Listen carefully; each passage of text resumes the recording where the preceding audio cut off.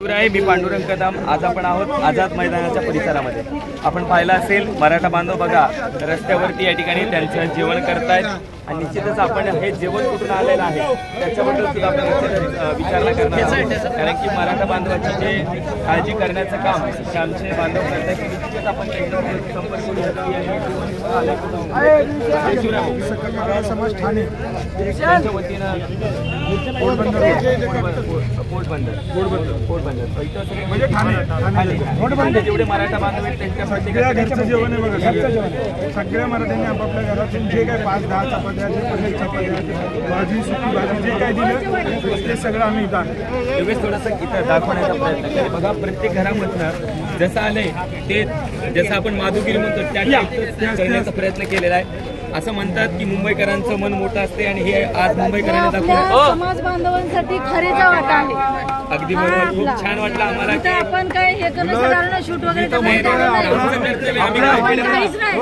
पाटलांच्या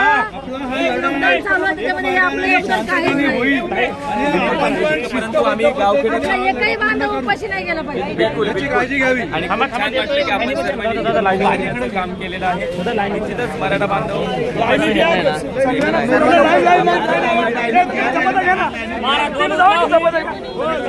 आपण पाहिलं असेल मराठा बांधवाच्या जेवणाची व्यवस्था ठाण्यामधले जे मराठा बांधव आहेत त्यांनी प्रत्येकाच्या घरी जाऊन चार भाकरी असतील 2 भाकरी असतील 2 पोळ्या असतील त्या कलेक्ट केल्यात। त्याचबरोबर वेगवेगळ्या प्रकारची भाजी असेल ते कलेक्ट करण्याचा प्रयत्न केला आहे आणि त्यांचाही निर्धार आहे ठाणेकरांचा बाबा एक सुद्धा बांधव उपाशी राहिला नाही पाहिजे त्यासाठी सुद्धा ते वैयक्तिकरित्या प्रयत्न करत आहेत। आणि खरंच मी ठाणेकरांचा आणि त्यांच्या सर्व मुंबईमध्ये असणाऱ्या माझ्या मराठा भावांच्या मनापासून कौतुक करतो। धन्यवाद व्यक्त करणार नाही कारण की आपण एका घरातले कुटुंबातले सदस्य आहोत त्यामुळे धन्यवाद व्यक्त करण्याचा प्रश्न येत नाही। परंतु निश्चितच आपलं मी मनापासून कौतुक करतो आणि जेवढं जमेल तेवढं सहकार्य करण्याचा प्रयत्न आपण निश्चित करावा।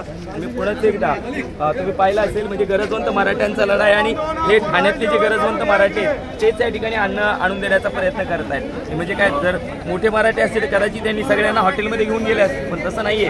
हे सुद्धा गरजवंत मराठे जे मुंबईमध्ये स्थायिक झालेले आहेत आणि त्यांना असं वाटतं की आपलं काहीतरी देणं लागतं त्या अनुषंगाने ती मराठा बांधवांनी इथं भोजनाची व्यवस्था केलेली आहे। आणि आपण पाहिलं असेल रस्त्यावरती सगळे मराठा बांधव आपलं जेवण करण्याचा प्रयत्न करतायत आणि आम्हाला काही लागत नाही साहेब। आम्हाला वर झोपायला AC रूमच पाहिजे, खाली अथरायलाच पाहिजे, वर पांघरायलाच पाहिजे असं काहीच नाही साहेब। आम्ही पडक्या पावसामध्ये सुद्धा झोपू शकतो कारण की आम्ही गरजवंत मराठ्याची लेकरं आहोत। आम्हाला शेतामध्ये रात्री 12 वाजता 1 वाजता वीज नसताना सुद्धा जावं लागतं, पडक्या पावसामध्ये जावं लागतं। त्यामुळे आम्हाला पाऊस ऊन वारा त्याच्यानंतर राहण्याची व्यवस्था नाही, जेवणाची व्यवस्था नाही, असंच पाहिजे तसंच पाहिजे असं बिलकुल नाही आहे। आम्ही गरजवंत मराठी आहोत आणि आम्ही आमचा लढा या पद्धतीने लढण्याचा प्रयत्न करत आहोत। निश्चितच आपल्याला विनंती आहे कृपया लाईट घालवणे, पाण्याची व्यवस्था न करणे अशा गोष्टी करून आम्हाला अडवण्याचा प्रयत्न करू नका। कोणत्याही परिस्थितीमध्ये आम्ही खंबीरपणे या मुंबईमध्ये या ठिकाणी 100% राहू, त्यामध्ये तीळ मात्र शंका नाही। तसा थांबतो। धन्यवाद। जय जिजाऊ, जय शिवराय, एक मराठा लाख मराठा।